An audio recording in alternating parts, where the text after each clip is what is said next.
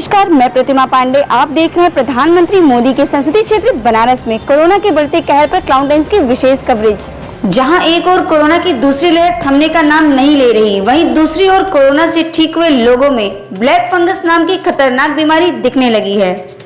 आइए बात करते हैं शाह हॉस्पिटल वाराणसी के प्रख्यात नेत्र रोग विशेषज्ञ डॉक्टर सुनील शाह से और जानते हैं ब्लैक फंगस किस तरह की बीमारी है, इसके लक्षण क्या हैं। नमस्कार काशी वासियों, आप लोग को सभी को इस कठिन घड़ी में मेरा नमस्कार और शुभ समाचार कि कोविड-19 के साथ ये ब्लैक फंगस जो आ गया है, इसको हम लोग सभी लोग बच सकते हैं। कोई ऐसी बीमारी नहीं है ये कि नई बीमारी है, पर जिन लोगों को कोविड हो गया है या जो लोग अनावश्यक रूप से स्टेरॉयड दवा ले रहे हैं या जिसको खाने से स्टेरॉयड दवा से डायबिटीज़ हो जा रहा है या जिनको बहुत दिनों तक ऑक्सीजन चल रही है या उनको अन्य रोग पहले से ही है, सर्दी जुकाम खांसी, उनको ये बीमारी होने का ज़्यादा चांस है। तो ये जो ब्लैक फंगस, इसको mucormycosis of orbit and I बोलते हैं एंड ब्रेन, ये एक ऐसा फंगस है जो कि यदि पहले हम नहीं पकड़ें इसको तो ये तुरंत अंधापन क्रिएट कर सकता है या ब्रेन में जा कर के मौत भी पैदा कर सकता है। क्यों? क्योंकि बहुत तेज़ी से फैलता है। और हमारे पास जो मरीज आए हैं इधर 3 महीने के अंदर, उनमें ज़्यादातर मरीजों की आंखों की रोशनी या तो चली गई है या 1-2 मरीजों में हम बचा पाए हैं। इसलिए बहुत ही ज़रूरी है जानना कि इसके लक्षण क्या हैं। पहला लक्षण ये है कि आंखों में पानी आना और नाक से दुर्गंध और काले रंग का या लाल रंग का जो है डिस्चार्ज, यानी नाक से खून आना। यदि ऐसे लक्षण है, साथ में नाक जाम है, तो तुरंत डॉक्टर को दिखाइए। और कई बार क्या होता है कि आंखों में सूजन आ जाती है। हम जब इस प्रथम लक्षण को मिस कर देते हैं, खाली हम लोग भाप लेते हैं या नॉर्मल लक्षण सर्दी के दवा लेते हैं, तो ये बीमारी बढ़ जाती है और सेकंड स्टेज में पहुंच जाती है, जिससे इन्फेक्शन मुंह और नाक से बढ़ के आँखों की हड्डी में पहुंच जाता है। तो उसको बोलते हैं ऑर्बिटल एपेक्स सिंड्रोम। वहाँ जा कर के ये आँखों की नसों को पैरालाइज कर देता है, आँखों की नसों में खून के बहाव को रोक देता है और अंधापन और आँखों की नसें बाहर आ जाती है, जिसको प्रोप्टोसिस बोलते हैं। और ये सेकेंड स्टेज है बीमारी की। अगर स्टेज 2 तक अगर हम नहीं पकड़ पाए तो सीधे ब्रेन में इफेक्ट करता है और मरीज़ कोमा में जा सकता है या उसका जो है पैरालिसिस हो सकती है। ये जो दिक्कत आ गई है हमारे जो पूरे भारतवर्ष में ब्लैक फंगस की, जो कि नाक और आँख दोनों को इफेक्ट कर रहा है, तो ये सोचा जाता है कि हम लोग हर तरह की दवाइयाँ ले रहे हैं, विटामिन ले रहे हैं, कीड़े की दवा ले रहे हैं, मलेरिया की दवा ले रहे हैं, फंगस की दवा ले रहे हैं, हर चीज़ की दवा ले रहे हैं। पर ऐसा क्या हो गया है, टीका के बाद भी जो पहले बीमारी कम थी, म्यूकस की दवा, बढ़ गई एकदम से बीमारी। ये सोचने का विषय है कि ऐसा क्यों हो रहा है। तो कहने का मतलब ये कि जो कॉमेंसल होते हैं हमारे बॉडी में, वो एंटीबायोटिक से उभर जाते हैं। जो नॉर्मल कॉमेंसल होते हैं, जिनकी वजह से बाकी जो रोगी के कीड़े हैं जैसे म्यूकस माइकोसिस, जो नॉर्मली बॉडी में पाया जाता है, ये दबा रहता है।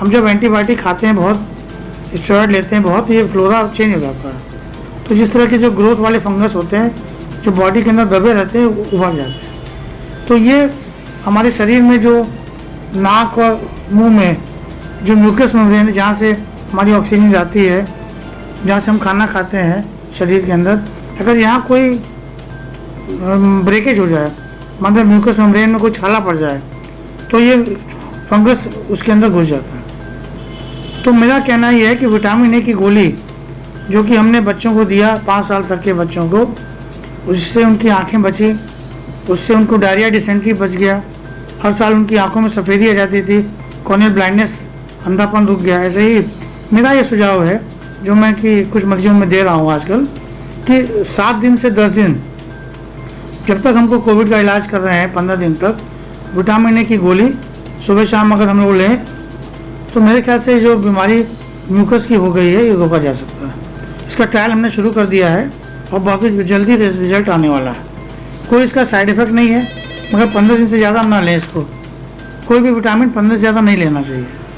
इसी क्रम में आइए डॉक्टर कोमल शाह से जानते हैं ब्लैक फंगस बीमारी का इलाज क्या है और इससे बचने के उपाय क्या हैं। नमस्ते। तो आज हम बात करेंगे जो सबसे कॉमनली आजकल जिसकी चर्चा हो रही है ब्लैक फंगस के बारे में, जो कि मोस्ट कॉमनली हमें दिख रहा है जो कोविड पेशेंट्स हैं जिनका कि लंबे समय तक कोविड का इलाज चल रहा है, जो 3 हफ्ते से ज़्यादा जिनको स्टीरॉयड की दवा चलती है, या एक इंजेक्शन जो आप सभी जानते होंगे टोकिलिजुमैब के नाम से आती है जो कोविड पेशेंट्स में दी जाती है, या ऐसे मरीज़ जिनको लंबे समय तक ऑक्सीजन की ज़रूरत पड़ती है 3 हफ्ते या उससे ज़्यादा। तो इन मरीज़ों में हमने देखा है कि ये ब्लैक फंगस ज़्यादा देखने को मिलता है। तो ऐसे पेशेंट्स में सबसे पहले हमें क्या करना है कि किसी भी मरीज़ जिसको कोविड हुआ है उसको सबसे पहले अपने डॉक्टर से सलाह लेनी है और बिना सलाह के ऑक्सीजन या स्टीरॉयड दवा शुरू नहीं करनी है। दूसरी चीज़ ये है कि जो भी ऑक्सीजन आईसीयू में दी जाती है वो एक पानी के उसके थ्रू आती है, पाइप से, जिसको कहते हैं ह्यूमिडिफाइड ऑक्सीजन। तो ये ह्यूमिडिफाइड ऑक्सीजन जो है वो डिस्टिल वाटर के थ्रू इसको हम ह्यूमिडिफाई करते हैं। तो कई बार क्या होता है कि ये चेंज करना हम भूल जाते हैं अस्पतालों में, जिसकी वजह से उस पानी में फंगस ग्रो करता है और इस ऑक्सीजन के थ्रू हमें हमारे नाक, कान, गले में फंगस ग्रो करता है। तो दूसरी बात ये है कि आईसीयू में जो भी लोग काम कर रहे हैं उनका ये बहुत ही बड़ा रोल है कि वो इस ह्यूमिडिफाइड ऑक्सीजन को जो सप्लाई हो रही है उसकी साफ़ सफाई होनी बहुत ज़रूरी है। तीसरी बात ये है कि जो कोविड के पेशेंट्स हैं उनको अपने चारों तरफ और अपना स्वयं का साफ़ सफाई रखना बहुत ज़रूरी है।